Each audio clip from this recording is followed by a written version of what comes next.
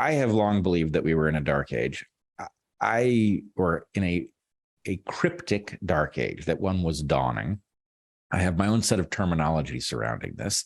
I would argue that every dark age has people who continue to do science, that they can be very obscure. Oftentimes their entire product is probably lost to history. I call these keepers of the flame. And so there's that. But in any case, the degree to which science has been unhooked by market forces and replaced by things that, basically cargo cult science, to use Feynman's terminology for it, is extreme. It has grown even much more extreme than when I started thinking about this.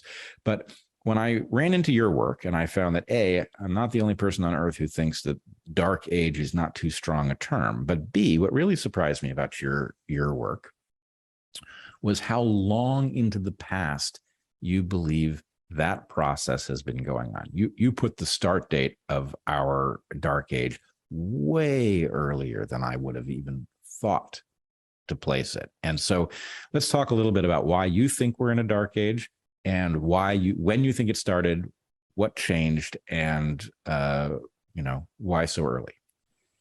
The first part of the question, the reason I think we're in a dark age is because I have taken seriously people's claims in a bunch of different domains and keep asking them questions why they believe what they believe, because I find their conclusions very unintuitive and I'm trying to learn. And I found that a lot of times they're appealing to ideas that seem highly dubious, and they find their origins in the first part of the 20th century across disciplines. So I'm trying to make sense of some spectacular claims. I'm sure you've heard people make some incredible claim about reality, and they say, well, as we learned from quantum mechanics, things can be in a mutually exclusive state at the same time. What does that mean? That's a shocking claim. So you look into it and you go, okay, well, there's this thing called the Copenhagen interpretation that was established, blah, blah, blah. Same thing happens in mathematics. I don't know if, how familiar you are with some of these concepts, but there's this notion of the infinite set in mathematics. The idea that there is a set of numbers which is infinite in size, that there are infinitary processes that can be completed. It's a shocking claim, interesting. So you investigate, you find, okay, a lot of these ideas were established the same general time period. And so I started to see patterns of really bad ideas at present seeming to have their origins at around the same time period. I'm going to put it somewhere around 1880 to somewhere around 1950. A lot was happening at that time.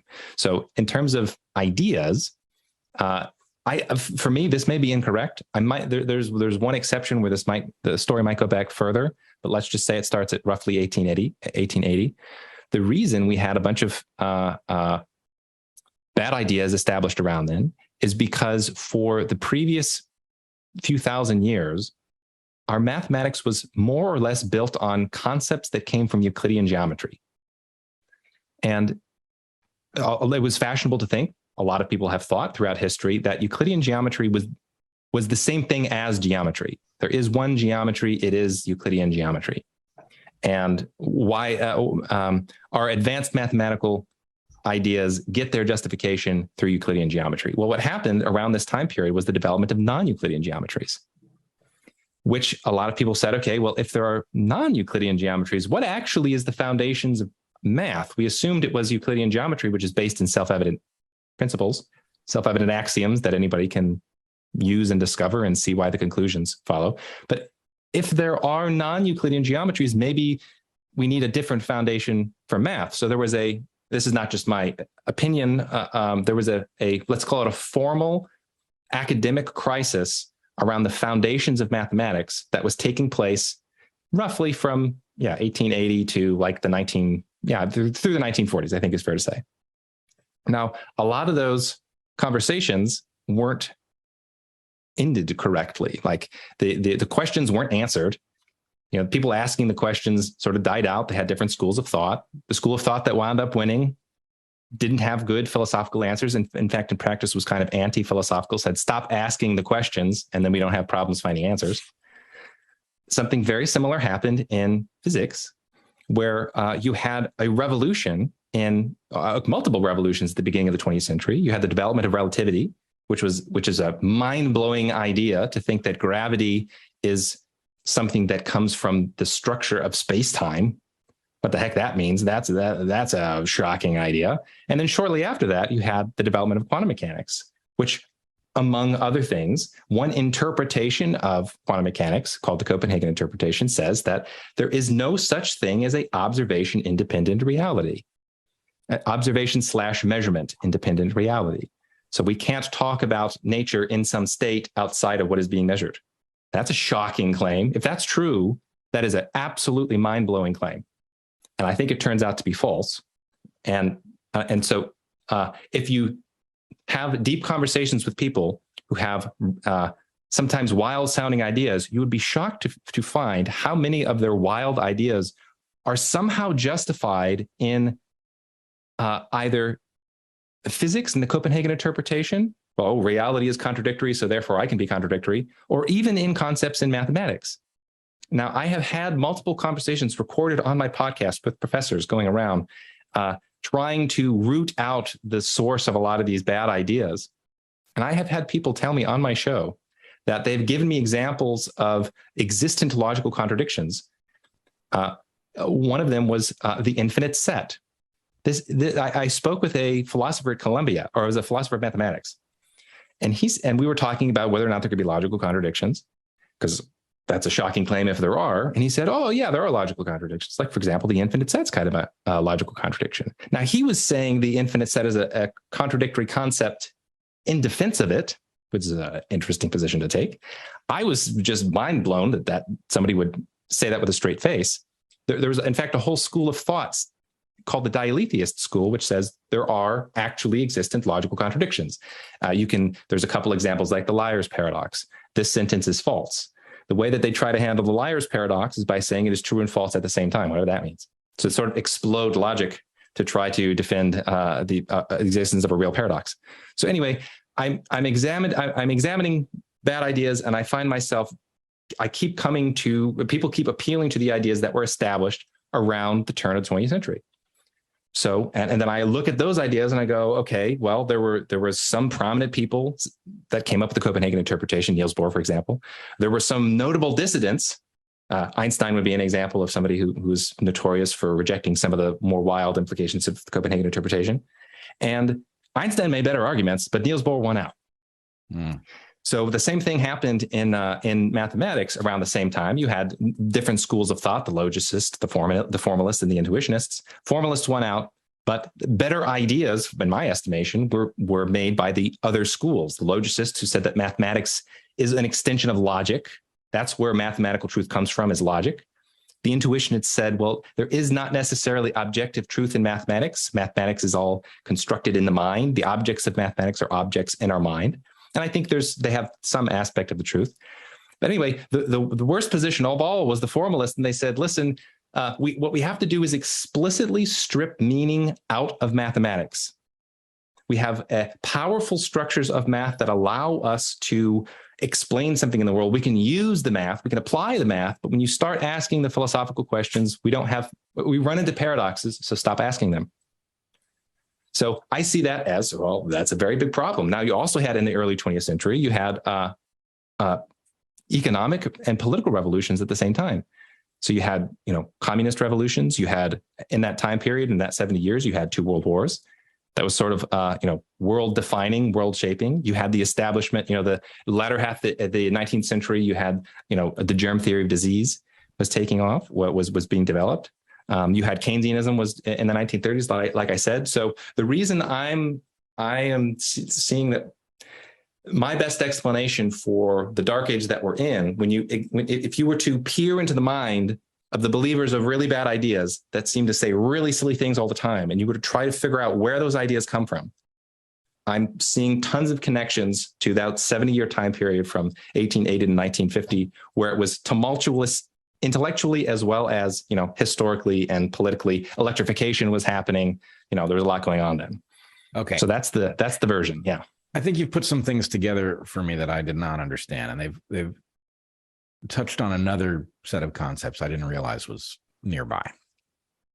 So Heather and I were professors for 15 years, and we became quite compelled that one of the biggest obstacles to successful education was the remoteness of physical reality to students. And in specific, we started assigning students to teach themselves things where success or failure was unambiguous and did not require anyone to tell you whether you had succeeded or failed. Right.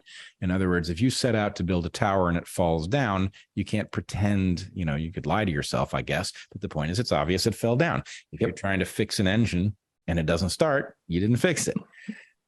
So the reason that that's important is that in an environment where everything is socially mediated, where you know that you understood the biology because the person at the front of the room who is the biologist told you understood it. Right. That's very risky, because if the person at the front of the room doesn't understand biology themselves, then you'll do more harm in learning what they think than if you learn nothing. Right. So here's the question.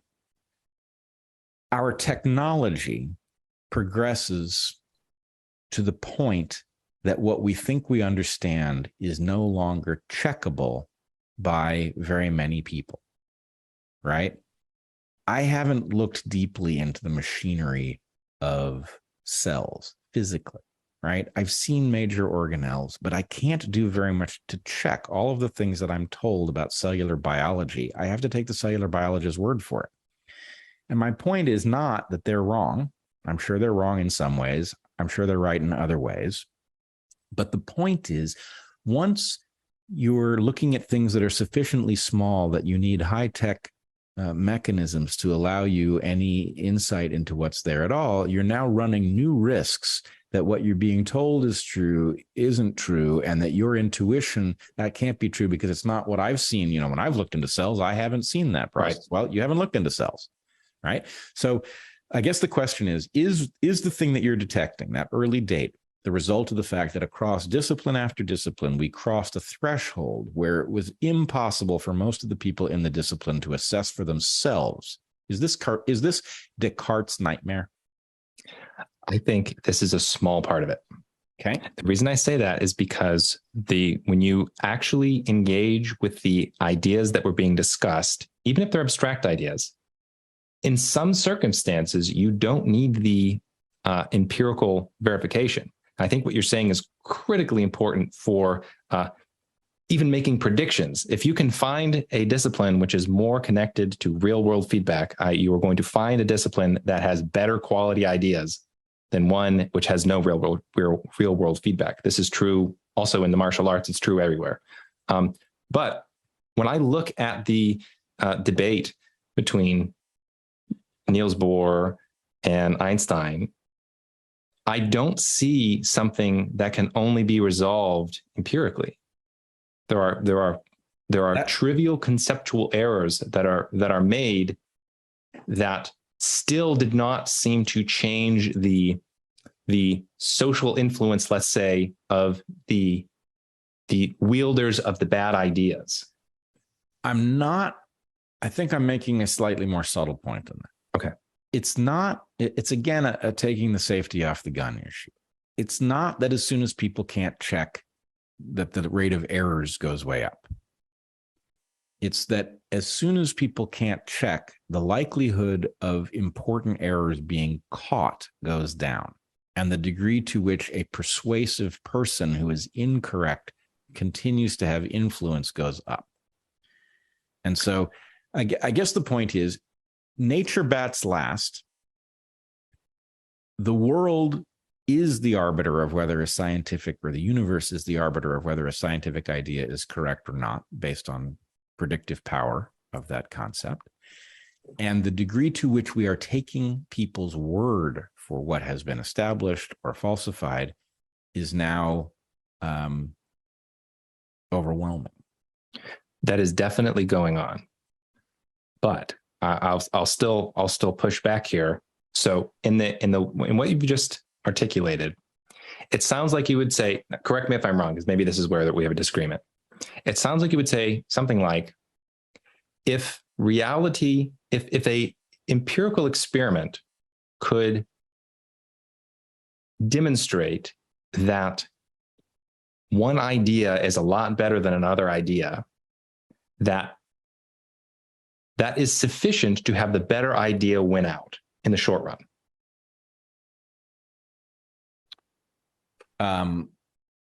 There's a lot built into what exactly we're using, but, in the long run, predictive power is the only tool we have for assessing the relative merit of competing ideas. In the short run, though, because in the grand scheme of things, we're talking about the 20th century. This is the short run. It sounds like what you're saying is, if we had a way to simply test whether or not a particular theory was true or false, that would itself solve a lot of these problems, because the assumption is the academics would recognize when a idea has been invalidated. No, geez, I don't know how to convey it, but imagine for a second that there was a planet that you were going to become expert. You and 50 other students were going to become expert on the social goings on a planet that you couldn't visit or watch directly. And basically, how were you going to become expert on this? Well, different people who had been there were going to come into the room and they were going to tell you what they'd seen. And you were going to build a model of the behavior of the creatures on this other planet based on their observations. And my point is, if you had directly observed that planet, came in who was a fool, you might detect, actually, you know what? That's not what I saw. I think that person, I'm gonna put a big asterisk on everything that person says, because I'm not sure they know what they're doing. Right. But in this other landscape, you might think, well, that person has the fancier degree, the longer publication record. They speak more persuasively. And so the point is, the errors that get in stick at a level that they should not. So it's something like the facts of the experience of one practitioner are not then experienced by another. Right. And look, I'm not a philosopher, but my understanding is this is kind of what drove Descartes crazy, was when he realized that the fraction of what he was the fraction of what he knew that he was taking on someone else's authority, the danger was immense. Now, maybe the danger wasn't as big as he thought, because the number of things that have to be true for lots of people who have done the work to be wrong simultaneously, it's unlikely. But then it becomes true at the beginning of the 20th century when we're dealing with things that require high technology to detect.